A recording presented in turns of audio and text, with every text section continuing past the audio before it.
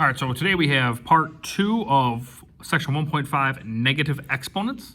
Today, our essential question is, how can I use product and quotient of power rules with negative exponent?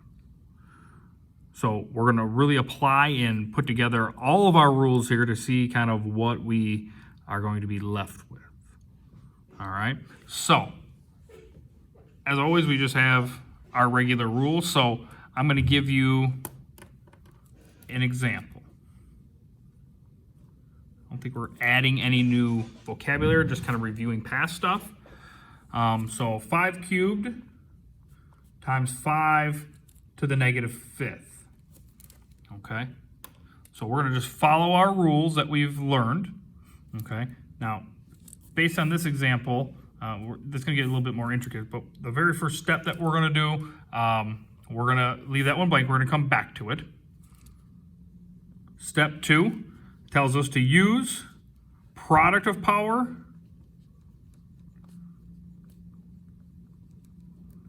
or quotient of power rules.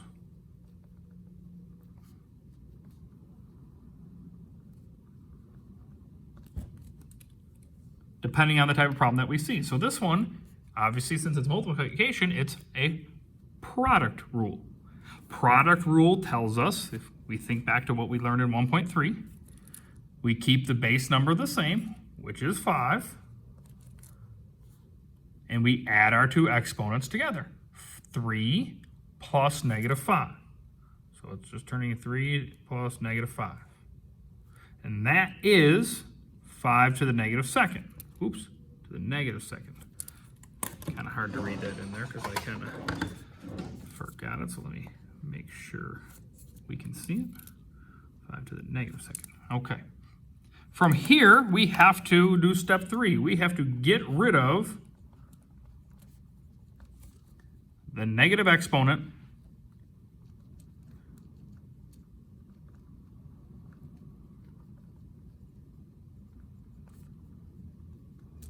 using our multiplicative inverse rules.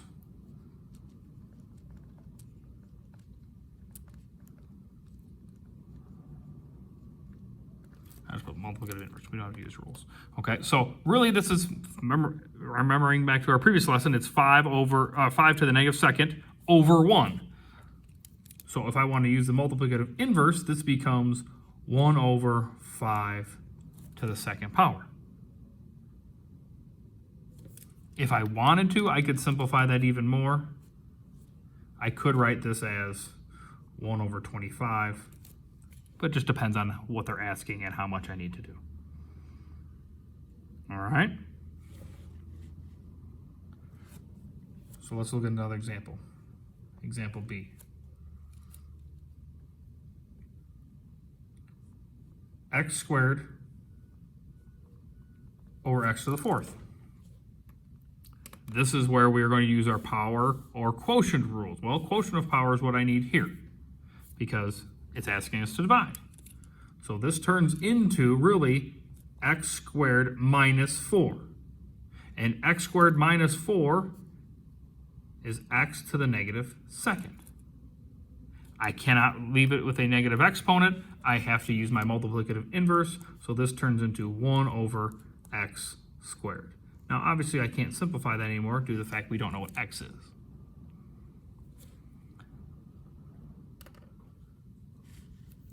Sometimes they try to get it really tricky with their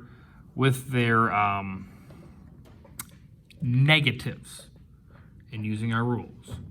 So let's say we have 3 to the negative first over 3 to the negative fourth. Base number stays the same. Still going to be 3. Now I'm going -1 minus -4. Think back to my integer rules. -1 minus -4. Essentially, these two negatives become positive, so it turns into -1 plus 4. So -1 plus 4 is 3, so this just turns into 3 to the third, or 27.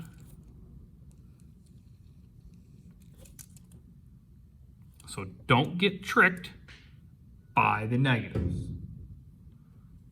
What will end up happening, though, is they get really intricate with the problem. And they're going to combine a couple of rules here. So I'm going to write this large. Example B, our last one. 5x to the negative 15th times 3x to the 10th. Now is where we go back to step 1. Step 1, we left it blank. We are going to multiply or divide the coefficients, just depending on the type of problem that we have. This one, obviously, we are going to be multiplying the coefficients because there's a multiplication sign here.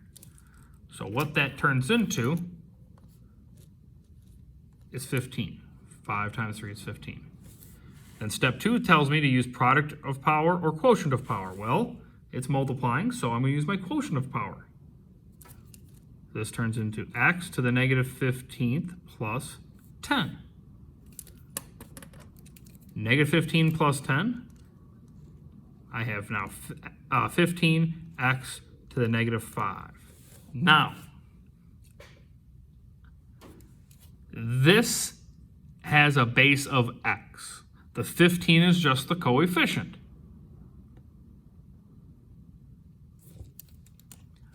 I have to get rid of that negative.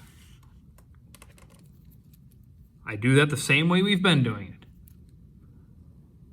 I create a fraction as the multiplicative inverse. X to the 5th goes to the bottom. Whatever the coefficient is, that is my numerator. Normally, we have been seeing 1 up there. But since I have 15, it turns into 15 over x to the 5th. Now, you could write this as 15 times 1 over x to the 5th. Those are still saying the same thing. I think it might just be easier to throw that coefficient up top. Okay, so keep everything separated. Know your rules. Make sure you can apply them correctly. Good luck.